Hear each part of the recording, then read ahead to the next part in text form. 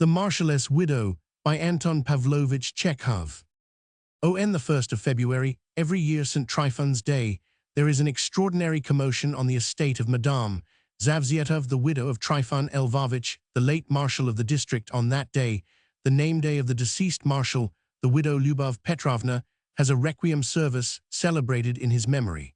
And after the requiem, a thanksgiving to the Lord, the whole district assembles for the service. There you will see Hrumov, the present Marshal Marfatkin, the president of the Zemstvo, Patrishkov, the permanent member of the Rural Board, the two justices of the peace of the district, the police captain, Krinolinov, two police superintendents, the district doctor Dvornyagin smelling of iodoform, all the landowners great and small, and so on. There are about 50 people assembled in all.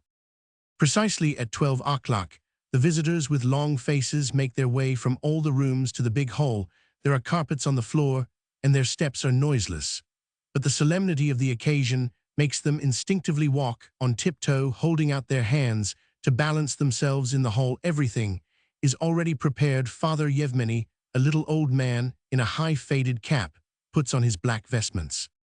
Konkordiv, the deacon, already in his vestments, and as red as a crab, is noiselessly turning over the leaves of his missal and putting slips of paper in it. At the door leading to the vestibule, Luka the sacristan, puffing out his cheeks and making round eyes, blows up the censer. The hall is gradually filled with bluish transparent smoke and the smell of incense. Jelekonsky, the elementary schoolmaster, a young man with big pimples on his frightened face, wearing a new greatcoat like a sack, carries round wax candles on a silver-plated tray. The hostess Lyubov Petrovna stands in the front by a little table with a dish of funeral rice on it and holds her handkerchief in readiness to her face. There is a profound stillness, broken from time to time by sighs. Everybody has a long, solemn face. The requiem service begins. The blue smoke curls up from the censer and plays in the slanting sunbeams. The lighted candles faintly splutter. The singing, at first harsh and deafening, soon becomes quiet and musical. As the choir gradually adapt themselves to the acoustic conditions of the rooms, the tunes are all mournful and sad. The guests are gradually brought to a melancholy mood and grow pensive. Thoughts of the brevity of human life, of mutability, of worldly vanity stray through their brains. They recall the deceased, Zavzietov, a thick-set, red-cheeked man who used to drink off a bottle of champagne at one gulp and smash looking-glasses with his forehead. And when they sing with "Thy Saints, O Lord," and the sobs of their hostess are audible, the guests shift uneasily from one foot to the other. The more emotional begin to feel a tickling in their throat and about their eyelids. Marfatkin, the president of the Zemstvo, to stifle the unpleasant feeling, bends down to the police captain's ear and whispers, "I was at Ivan Fyodorich's yesterday, Pyotr Petrovich, and I took all the tricks, playing no trumps. Yes, indeed." Olga Andreevna was so exasperated that her false tooth fell out of her mouth. But at last the eternal memory is sung. Jelekonsky respectfully takes away the candles, and the memorial service is over. Thereupon there follows a momentary commotion. There is a changing of vestments and a thanksgiving service. After the thanksgiving, while Father Yevmeny is disrobing, the visitors rub their hands and cough while their hostess tells some anecdote of the good-heartedness of the deceased Tryphon Lvovich. "Pray come to lunch, friends," she says, concluding her story with a sigh. The visitors, trying not to push or tread on each other's feet, hasten into the dining room. There the luncheon is awaiting them. The repast is so magnificent that the deacon Konkordiv thinks it his duty every year to fling up his hands as he looks at it, and shaking his head in amazement say, "Supernatural, it's not so much like human fare, Father Yevmeny, as offerings to the gods."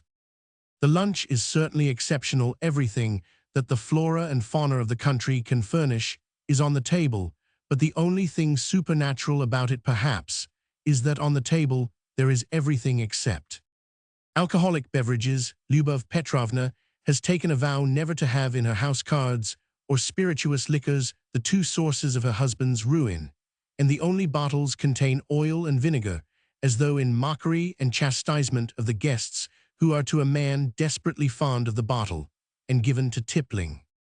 "Please help yourselves, gentlemen," the marshal's widow presses them.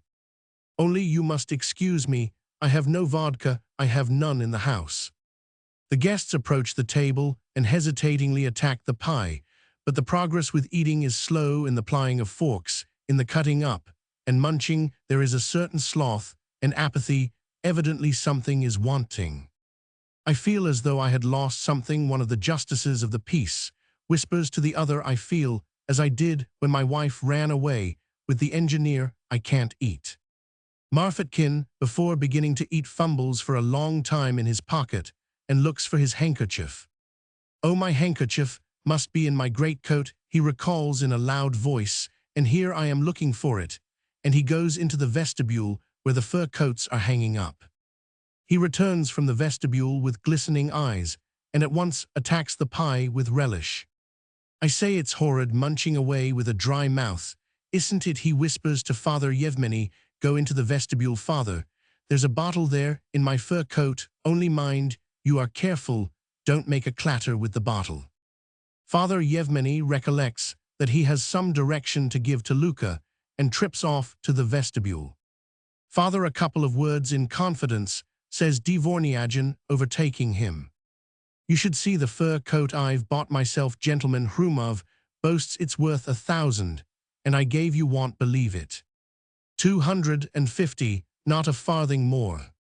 At any other time, the guests would have greeted this information with indifference, but now they display surprise and incredulity. In the end, they all troop out into the vestibule to look at the fur coat and go on looking at it till the doctor's man Mikeshka carries 5 empty bottles out on the sly. When the steamed sturgeon is served, Marfatkin remembers that he has left his cigar case in his sledge and goes to the stable that he may not be lonely on this expedition.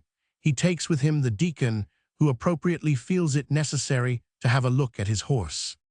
On the evening of the same day, Lyubov Petrovna is sitting in her study, writing a letter to an old friend in Petersburg. Today, as in past years, she writes, among other things, I had a memorial service for my dear husband. All my neighbors came to the service. They are a simple, rough set, but what hearts! I gave them a splendid lunch. But of course, as in previous years, without a drop of alcoholic liquor. Ever since he died from excessive drinking, I have vowed to establish temperance in this district, and thereby to expiate his sins. I have begun the campaign for temperance at my own house. Father Yevmeny is delighted with my efforts, and helps me both in word and deed. Oh, Machir, if you knew how fond my bears are of me.